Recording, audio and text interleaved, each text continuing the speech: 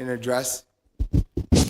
My name is David Consoli. I do not want to give you my address. I'm sure you all know that I live in Methuen. I'm a little afraid about retribution after yesterday. So That's fine.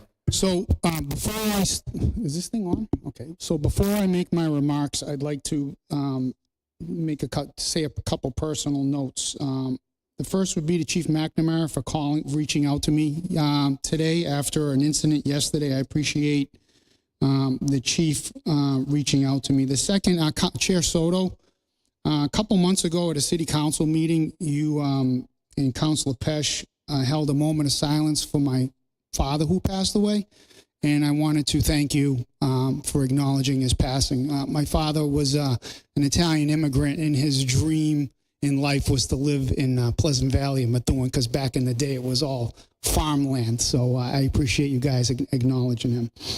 So I stand before you today a little bit disillusioned with my city.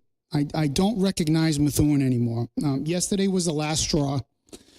While celebrating Mother's Day with my wife and my mother, we were surrounded by a gang of thugs on Pleasant Valley Street.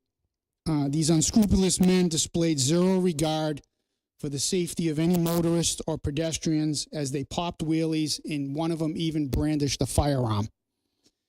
The scariest part of what I saw yesterday is when the patrol cars arrived, they were surrounded and then taunted. I've never seen or experienced such a level of disrespect toward law enforcement in my life. After making sure my family was safe, I tracked that gang back to my business on Old Ferry Road. I'm sure you all are familiar with that street. It's a dead end. They all drove into the old abandoned Batty property. I called Methuen Police Dispatch because I thought it would be a good opportunity to corner them, but the dispatcher, who was not very proficient in English and was somewhat dismissive, made me repeat certain details over and over. I am told that even if the Methuen police responded to my building, they were severely outnumbered, and I provided you with a photo of about 30 motorcycles that were there.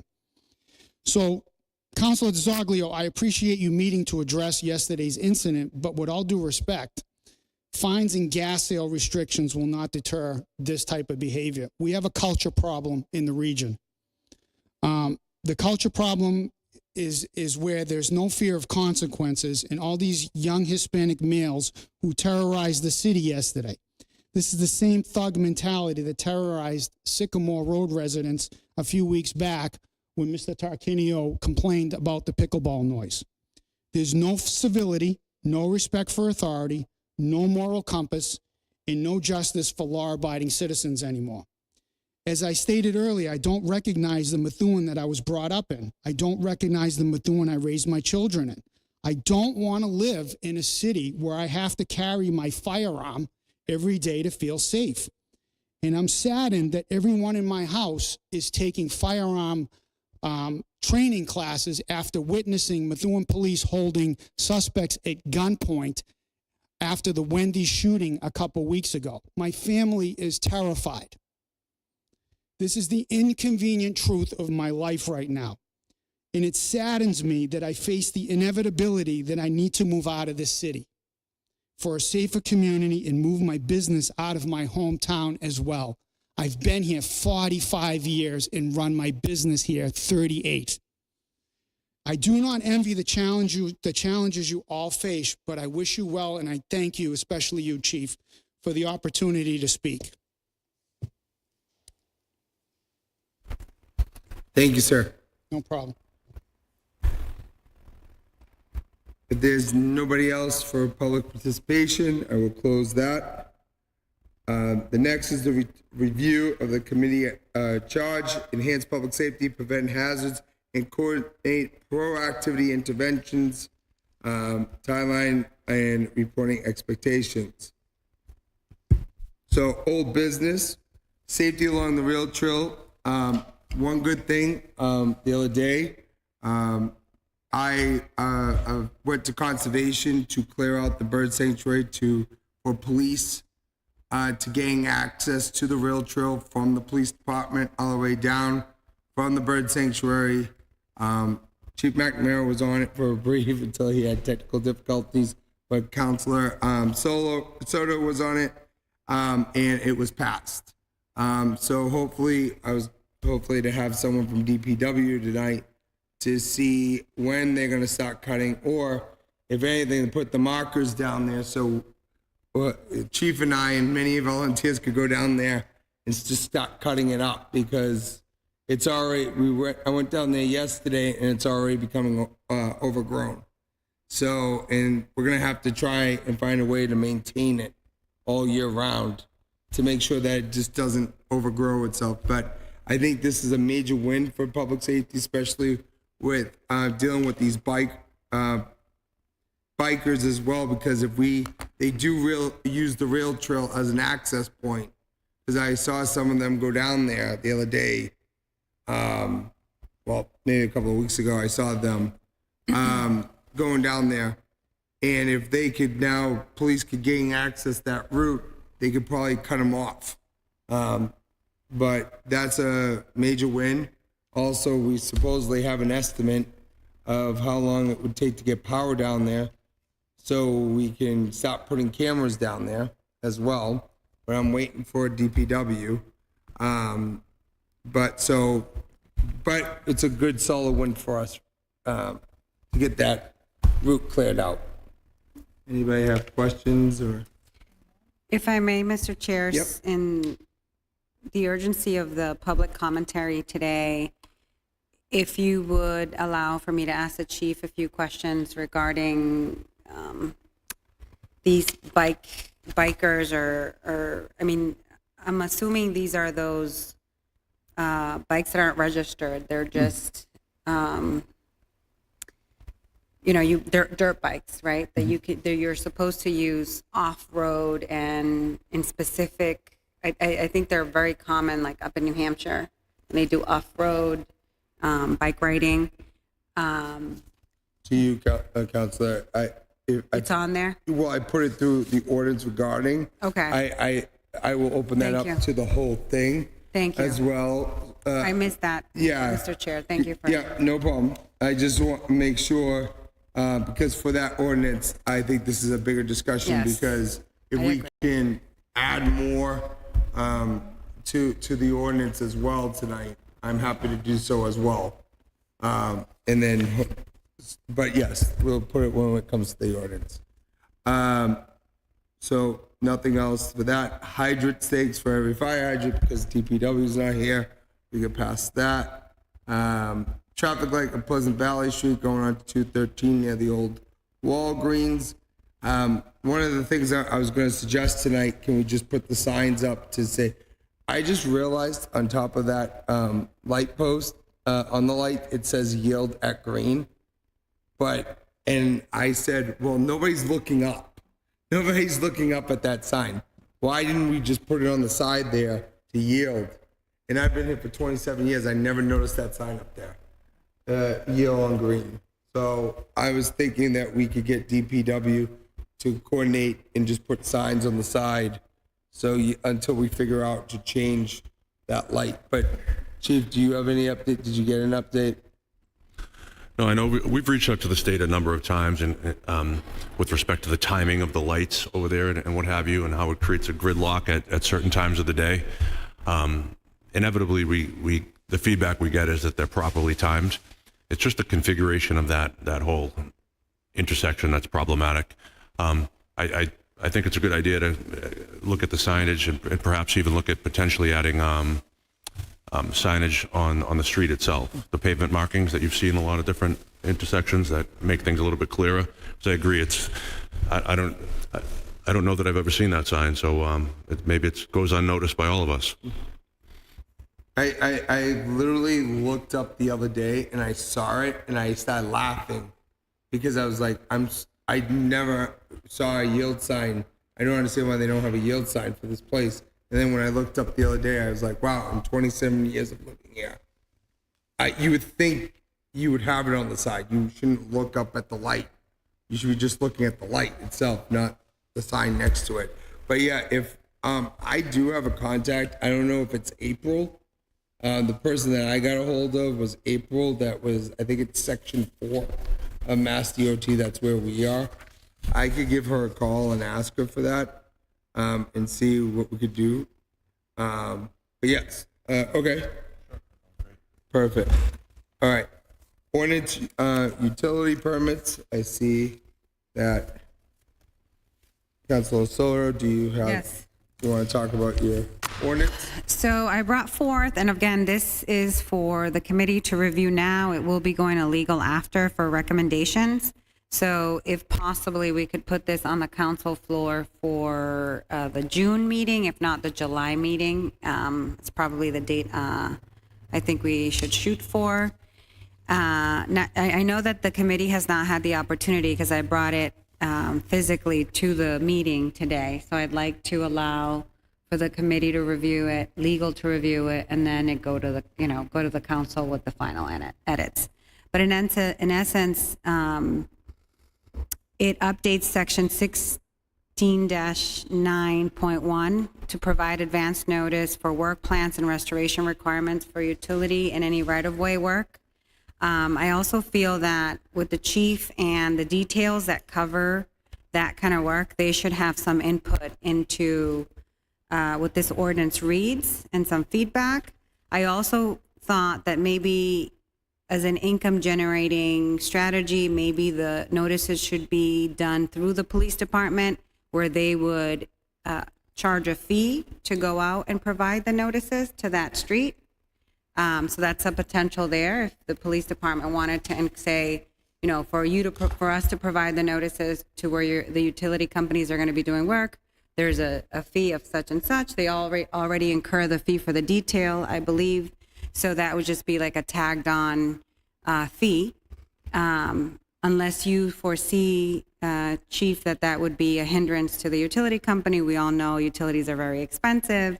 And so I think they can cover that expense. But not only will it generate additional fees potentially to the police department, because I think that's where those dollars should sit. It's doing the duty of notifying the constituents that the work is going to be done and in such time frame and who the contact person is. Maybe I know of like Lieutenant Gunter, maybe that would have been the person that would be the contact for this. And I know he's retiring soon, but in essence, what I'm trying to say is maybe we have a person at the DPW that kind of keeps track of that along with DPW so that it can be efficiently done. Yeah, Council, we see that in a lot of cities and towns in terms of the current regulations require vendors. It's their responsibility to set up a traffic safety plan, and then it should be approved by various stakeholders in the city. So that's part of what a typical permitting process might look like. I think we've been far too informal in that regard in the past, and you're right, this is another opportunity for some additional revenue to come into the city. But like you said, I'd like for that revenue to come back and fulfill its intended purpose, which is to make our city streets safer. As you know, we bring in roughly $275,000 to $300,000 a year just in the administrative fees we charge associated with those traffic details you see police officers working. We charge 10% to anyone who's not related to a city entity, and that brings in, like I said, between $275,000 and $300,000 a year. I do believe we should be using a large portion of that to offset the true administrative costs. We have someone who works in the police department, for example, that spends at least half of her time billing these vendors. We could do chargebacks and related to that, but most importantly, we can improve on the signage that we have out there. There's no reason why we don't have more and more of these signboards that can alert the motoring public and the people that live and work and do business in these particular neighborhoods. I think this is another opportunity to do that, but I think we should also leverage the existing opportunity that we have with the money that we're bringing in. So I appreciate all your suggestions, and I fully endorse them. Do you have any questions, Councilor Valley? Okay. So what I can do, because we'll go over this, we'll work it, and then we could always put another meeting. And then, because I know we love spending time together. And so I'm happy to make another meeting in the next couple of weeks when we go through it and legal could go through it. And then we could bring it back and then either put it on June or July's meeting, like you said. And then we could probably Yeah, but we'll have a meeting or two if we have to make sure this gets to the council before the summer's over. No problem. All right.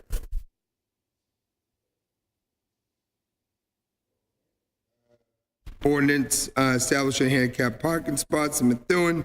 Counselor Soto, do you have any updates on that as well? Actually, the chief and I have not met, sorry. The chief and I have not set a time, and that's to my failure. I have not reached out to the chief to set a time with that. I know that Boston, we talked about Boston, and you did provide something over in my inbox, but I haven't set the time, but we could do that for the June meeting, if that's okay. That's okay with the chief. Yep. Perfect. Now, ordinance regarding restricting gas stations and selling gas to dirt bikes. So I was given this ordinance through the chief, and regarding how Lawrence has passed this ordinance, and so we should adopt it as well. But to go off of what was said previously, you're right. It's just gas stations not selling to them is not going to stop it. Yesterday, I was on Pleasant Valley Street, and I saw them, and I whipped my car around to also go after them to call dispatch. And dispatch, before I could even get Methuen police on the phone, cops were already going by me. And as I got further down in Pleasant Valley, a guy crashed already into, on the right-hand side across the street from the old Pleasant Valley School. The person that lives there at that house was actually my student's aunt.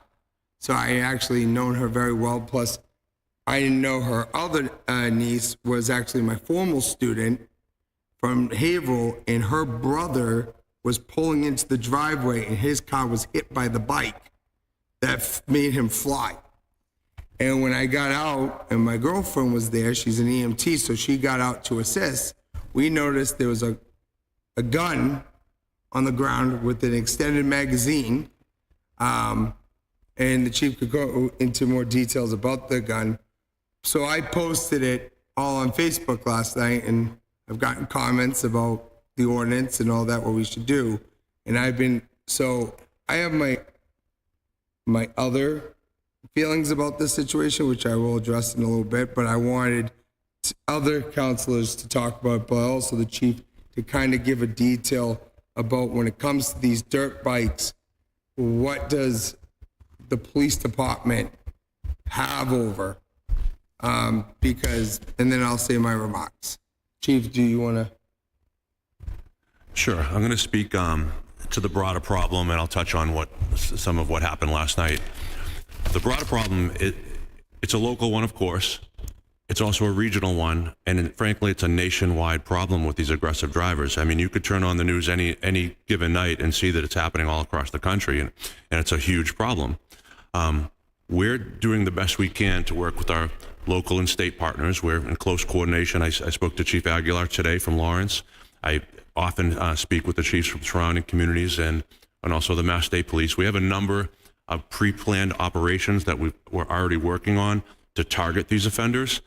Now, what you're seeing, not just in Methuen, but all across the country, is police departments, our hands are tied to a certain degree because we have to make this balancing judgment in terms of, do we pursue these offenders? And my biggest concern is the innocent motoring public out there. I don't want, for example, a pursuit to take place and a family like Mr. Consoli and Mr. Consoli, I hope that you never move out of this community. Your family's been a fixture here for so long. We can't afford to lose you. But I look at situations like that, and everything you experience, God forbid, you experience the police cruiser, traveling at a high rate of speed and crashing in to a family with your loved ones in that vehicle. So the Methuen Police Department, we have a restrictive pursuit policy. We don't have a no pursuit policy. That's a fallacy, and I've heard that before. We pursue vehicles, and we have two triggers for that. We pursue a vehicle for a violent crime involving the use of force, not just a violent crime, but a violent crime involving the use of force, and the use or possession of a firearm in an unlawful manner. If we have one of those two triggers, our police officers are authorized to commence a police pursuit. And from there, they're going to continue to monitor a number of different variables to determine can they safely continue the pursuit without endangering members of the motoring public. So that's a balancing act, and it's one that we have to engage in. I truly think that the way forward in terms of dealing with this issue is through technology. One of the things that isn't widely known right now is, sure, there was that accident that ended yesterday, but there's still a question of who was driving that dirt bike yesterday and who was responsible. And we had a plus factor in this, as I think most of you know. There was a firearm recovered in connection with that. Well, the long and short of it is we leverage the use of our existing technology, Mayor Beauregard's public camera system. We're currently in phase 3 of that system, where we continue to expand on our capabilities. Well, we did leverage that system yesterday. When our officers were completing that investigation, they went back to the system, they logged on, and they were able to see the driver and the passenger just moments before that accident took place in or around the Hafner's gas station, where we have them on camera on that vehicle. So technology is our way forward. One of the things that Mayor Beauregard and I are very interested in terms of expanding technology is the use of drones. We currently use drones in the city. You've probably seen police officers out there, and they've used them in a number of different situations.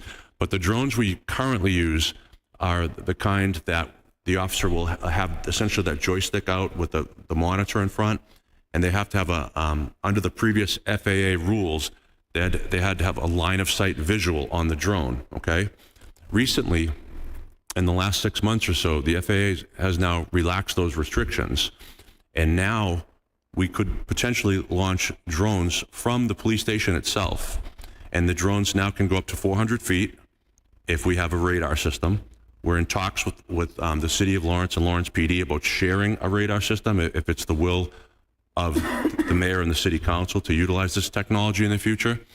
But this technology is such, has advanced so far that instead of having a police officer in the field as the pilot could be somebody in our dispatch room, one of our dispatchers or a police officer that could simply go on a laptop, drop and drag using a mouse, click, and within under 45 seconds, the drone would launch from the roof of the police station, elevate to 400 feet, travel 60 miles an hour on a straight line wherever we send it, and then stop. These drones now have the capability to lock on a moving target like an aggressive driver. That's the type of technology we need. We can't chase after these people and endanger the motoring public. We have to get smarter in terms of our use of technology. I know that we would probably already have this as part of our toolkit, but there's been some changes on the federal level with respect to the software that's being used out of China, and that being disallowed recently. So we're looking to purchase an American-made model that functions in the manner that I just described, and I think that'll make a huge difference in terms of our ability to prevent some of these things from happening in our city. But in the meantime, trust that nobody is more frustrated with this problem than our police officers. You're right, Mr. Consoli. What you saw yesterday in terms of the police officers being surrounded and the manner in which they're treating police officers, it's shameful, and it's frustrating for those officers. If we went back 20 years ago and you looked at most police departments in the state of Massachusetts and beyond, it was as simple as this. The bad guys flee and the good guys chased. But we watched how a lot of those situations ended tragically for innocent citizens. And we've decided that the best practice moving forward is to institute these highly restrictive policies that protect our most precious commodity, the citizens we serve. So it's a frustrating situation for us, and we're doing everything we can to work with our partners in local and state law enforcement.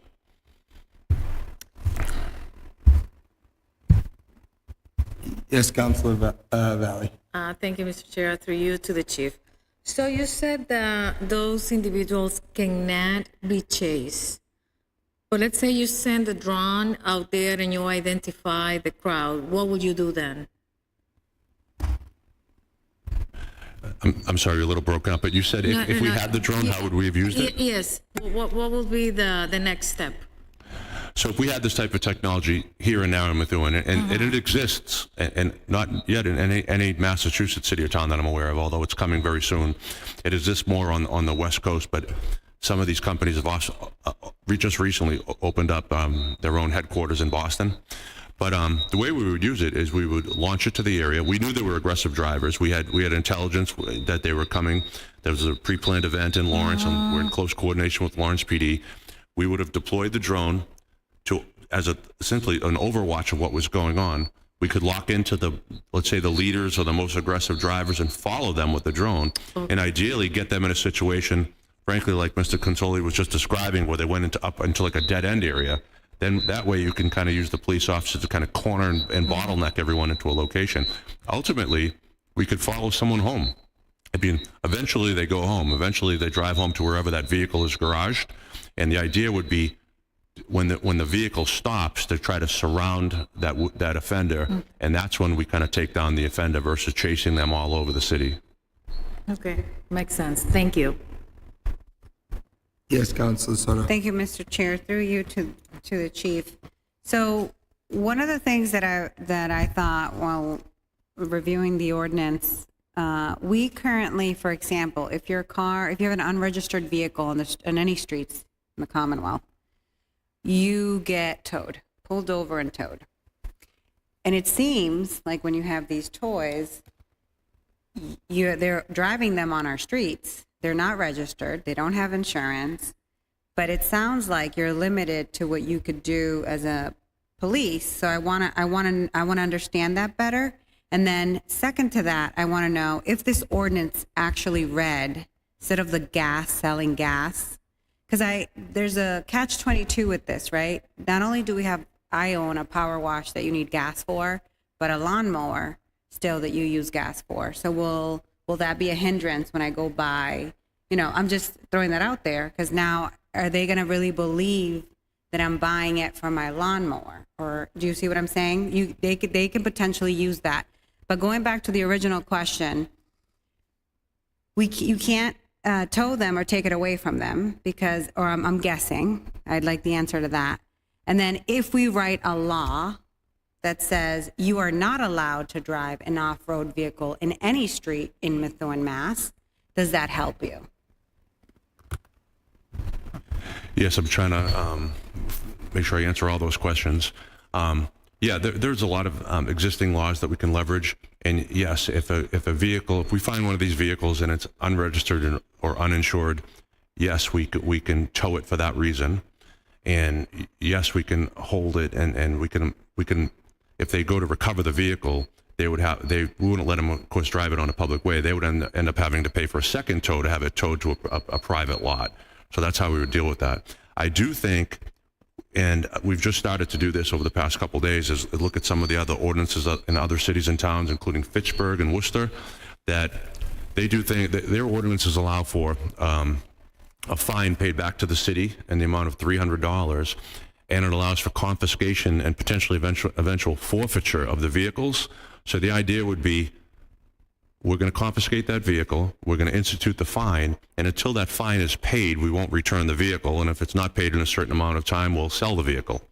Okay? I think we'd have to, of course, work with the city solicitor's office to refine that, but that might be a way to kind of strengthen this. It could be a standalone ordinance, or we could strengthen this existing ordinance that we're talking about tonight. I agree with you, Councilor DiZoglio, that this isn't a panacea, what's being suggested with the gasoline. It's simply another inconvenience to make it less palatable for them to do this here in the city of Methuen. As it relates to the practical implications that you were discussing, Councilor, this isn't meant to target the average citizen who shows up with the red gas container that wants to mow their lawn that day. It's for someone who is to pull up in an off-road vehicle. If somebody was to pull up in an off-road vehicle, the idea would be, no, you can't fill up here. The only way they could fill up if it was attached to the proper tow type of vehicle. So when people are legitimately using these vehicles, they're towing them to a spot where they can be used lawfully. So if it was presented in that manner at the gas station, sure, they'd be allowed to fill it up because they're bringing it lawfully to wherever they're going to operate it. But if they're pulling up to the gas tank in this type of vehicle, there would be the sale of gasoline would be prohibited. But this, of course, is not going to solve all of our problems. But I do like the idea of strengthening it in terms of a fine and potential forfeiture of the vehicle. So we'll go back around because this is a big discussion. And like I said last night, because people online were like, you know, they could bring their own gas tanks and fill it up. And the questions I have from residents, and the chief could answer them. Their issue is, well, they pull up to the gas station and people come out and say, no, you can't fill up there. What stops them from putting a card into it and just start filling it up?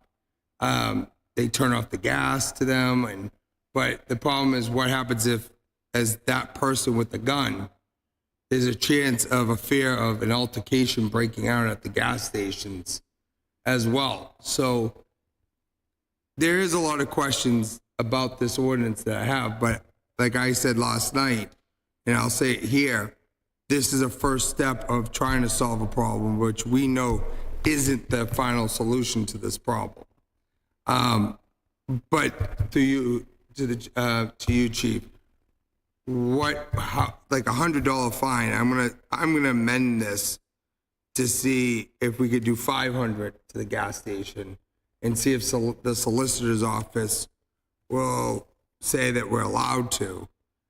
So when we bring it to the council, they could either tell me no and we keep the original, but $100 fine to a gas station or a business, that's pennies to them.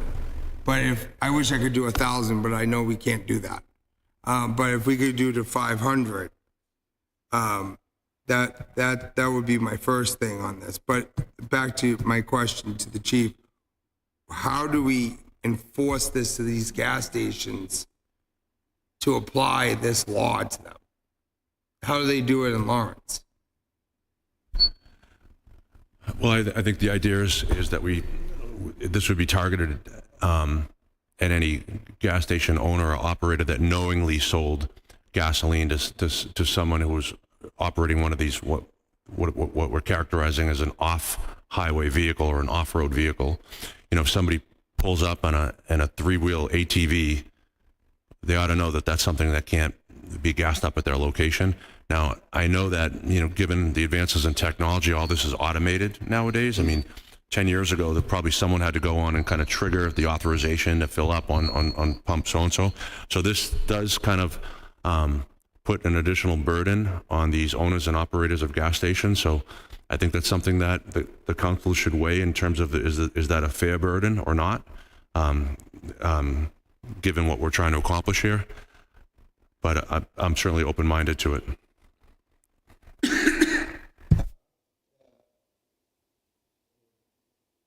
The technology, sorry. Thank you, Council, Mr. Chair. To the chief, the technology for the drone, do you have any idea what that costs for the U.S.?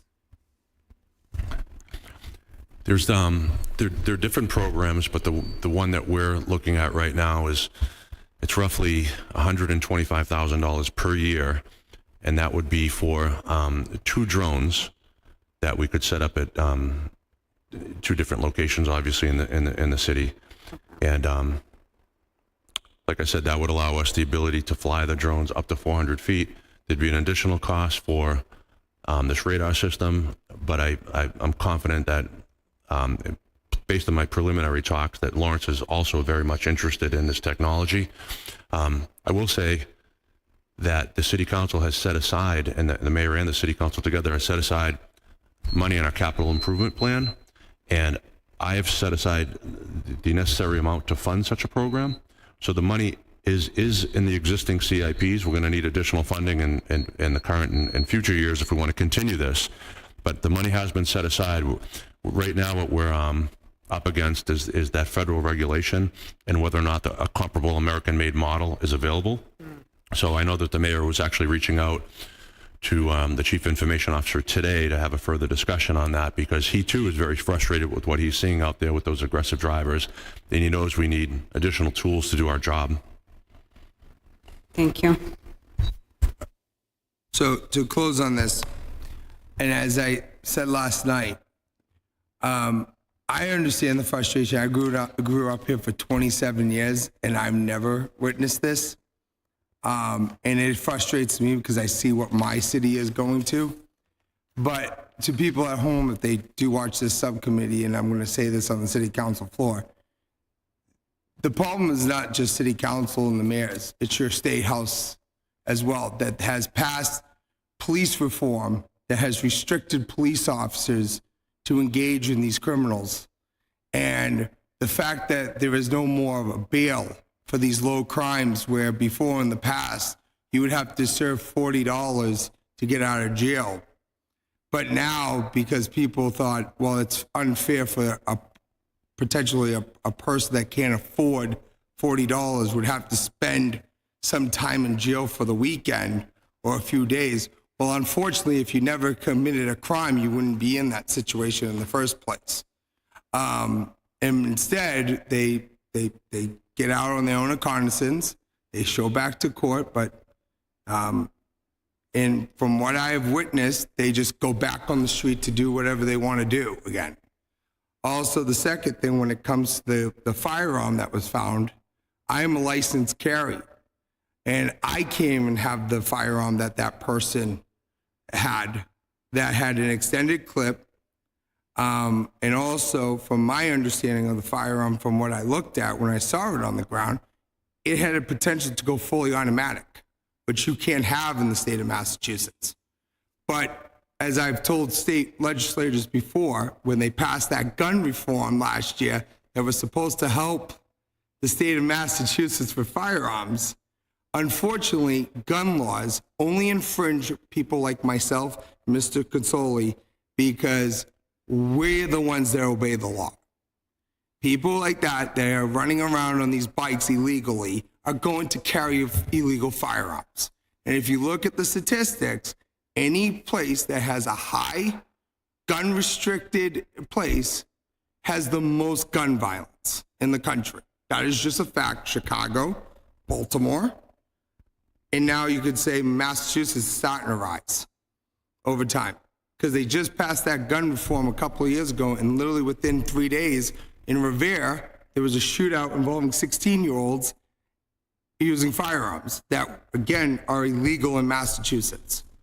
So I will do whatever it takes to impose the laws of the state and make it ordinances.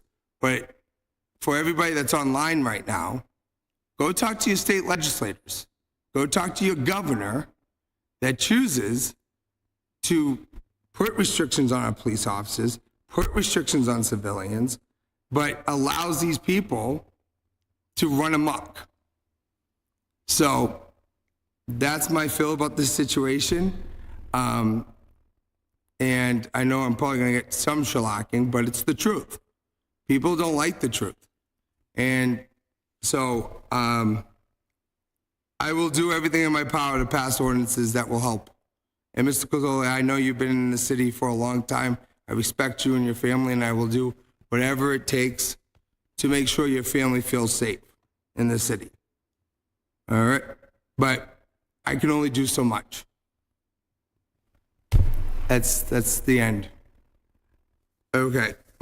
I do have a final question. Okay. Mr. Chair. Regarding the signage, it say that it will be provided by the city. What department will be enforcing that? The city will be issuing the signage, correct, to the gas stations? Oh, yeah, as far as the signage, so we're going to leverage the city sign shop to make those signs.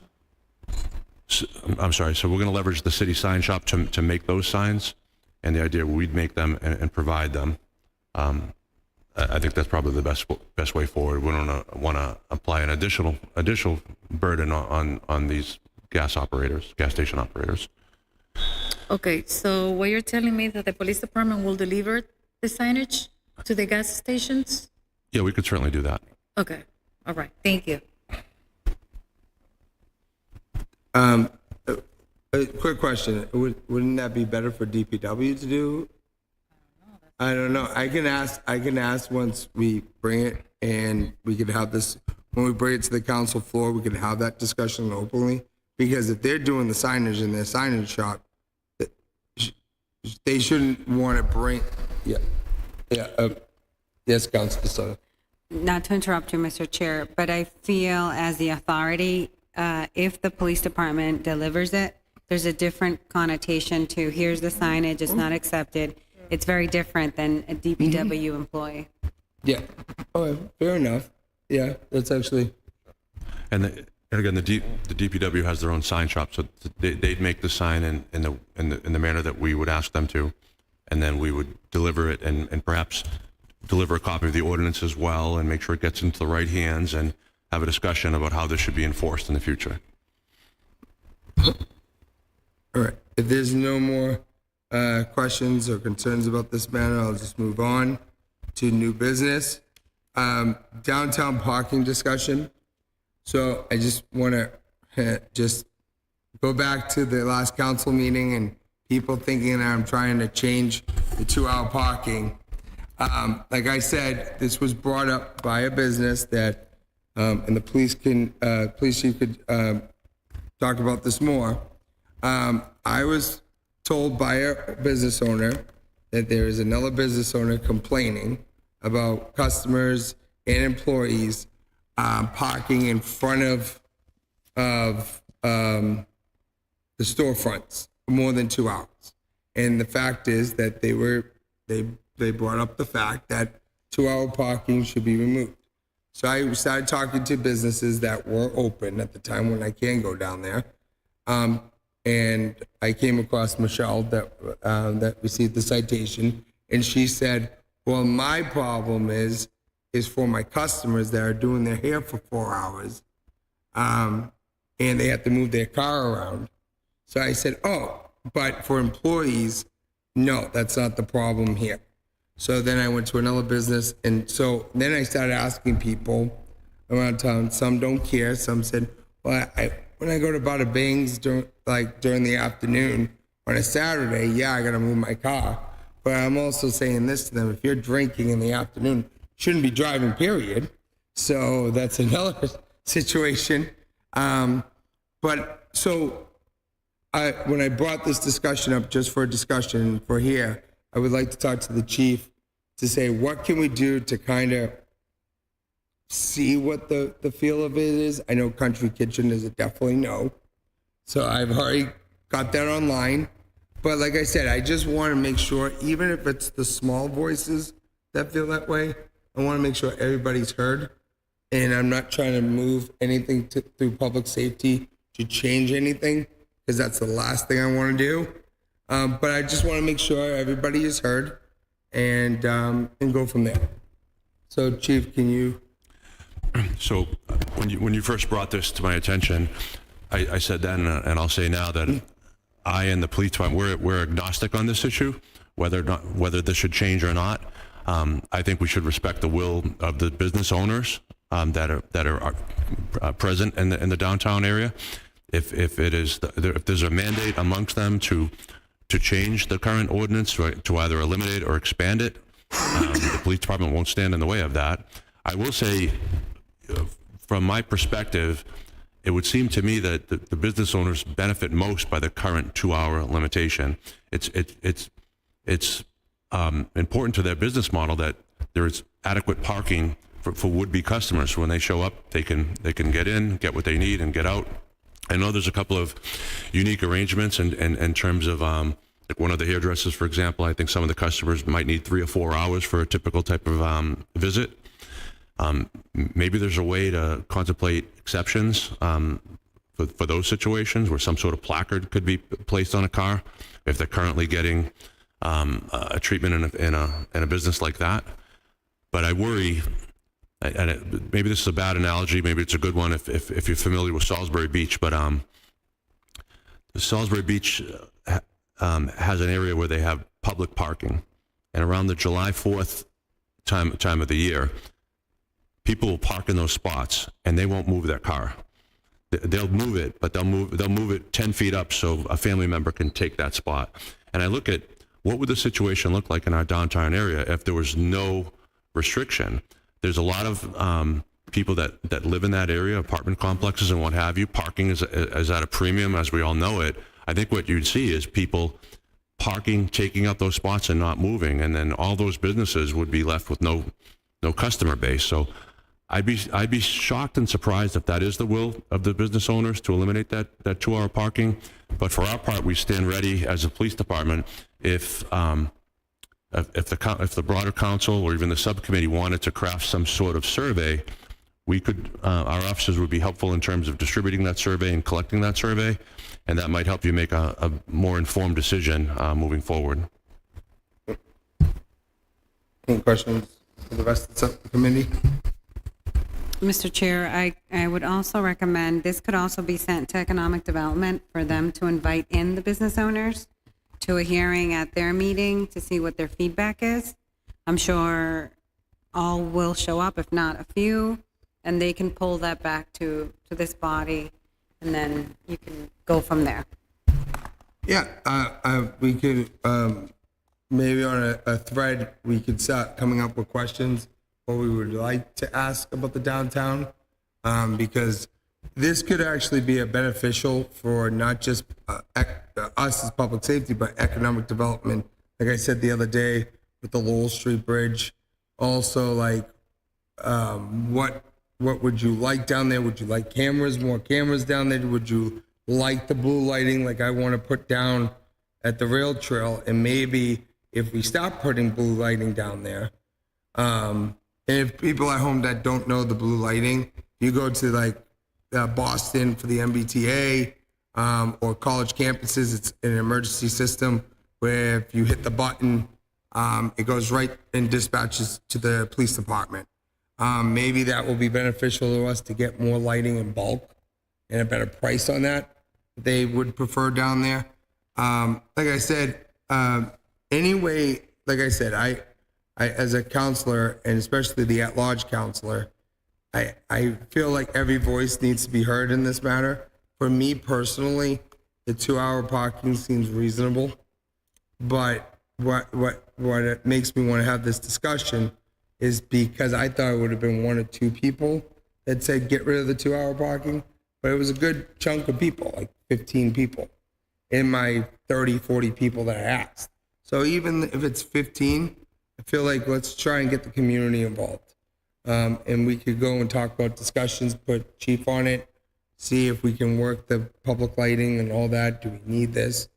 And then economic development as well, what type of businesses they would like down there as well. We could make this whole big thing of a survey to send out to, maybe we can push that. That's just my take on it. Because on the school side, we always love to do surveys. A survey for everything. I'm surprised we never surveyed just have kids walking on the right side of the classroom. Yeah, if we have no more questions, we could definitely do that as well. All right. Assignments for the next meeting. I'm going to talk to DPW to see when we're going to start that trail, because that past conservation. If not, have them put the markers out. And chief, we can try and get volunteers and get chainsaws and ready to go and go down there and cut it up. Because I want that path cleared. I don't want, we got it done, what was it, Thursday night? It was last Thursday we got it done. So I don't want it to be another month for it to finally get done. Like, I don't feel like it needs to take that long. So I will ask for that. Plus how much the lighting is going to cost, because I'm waiting for that. And if we can see I'll try and call DOT this week about the traffic light, and go over the utility ordinance for you, and we'll set up a meeting maybe 2-3 weeks. So if I may, we have an Budget. what's the word I want to use? A rigorous budget week next week.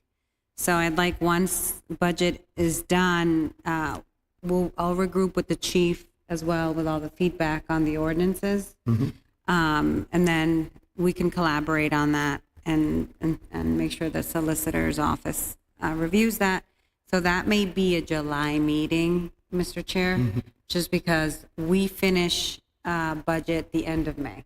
Yes. And our first meeting is June 1st, So, the council. yeah, so, And it's only one meeting a month in the summer. And I don't plan to call special meetings unless the budget it's related to the budget. so Council Sutter, if that's the case, for the ordinance regarding restricting the gas station, should we take a vote on it? Go back and take a vote on this ordinance so we could send it to the council for the next meeting? Because, So your next meeting, Counselor, is May 18th, which is next week, next yeah, Monday. so we could put this on the agenda for tomorrow. You can put it on the agenda. Yes, tomorrow the agenda's due. You could still put it on the May 18th meeting, and you could table it if you'd like for the June 1st. I'm sorry, for the July. So when do you want this passed? I would Now? like to pass it now so we can get it started. Without the suggestions from, Oh, well, we could bring it to the meeting, and if we have any suggestions, so we could make it amendments on the floor that night. so your recommendation was just to up the $500? Yes. Okay. But if the chief has anything that he would like to add down the road for Tuesday's meeting, So why don't we put it on the agenda, yes, all right. for the May 18th, and we could have a discussion there. And I'll ask the question about, But am I allowed to go backwards on the agenda as Robert's rules? yeah, you can right. bring it back. So I would like to bring it back, Because we didn't vote on this. but do you want to vote on this? And You, so you it's, in essence don't, I'm sorry, you in essence don't have to vote on this to bring it to the council. all right. We do it here as practice. yeah, all right, fine, yeah. Are we amending the signage part provided by the police department instead of the city of Methuen? Yep, we can go Yeah, back. along with the ordinance? Yep, I can ask, Yeah, that's what the chief expressed. yep, and then. So DPW will create the sign and they Okay, will we should deliver. be Yeah. specific, yep. Signage shall be provided by the city of Methuen, in distributed, do you want to do Yeah, distribute? distributed, yeah, by the police department, With a copy of the with ordinance. a copy and of stamp. the ordinance. Thank you. Yep.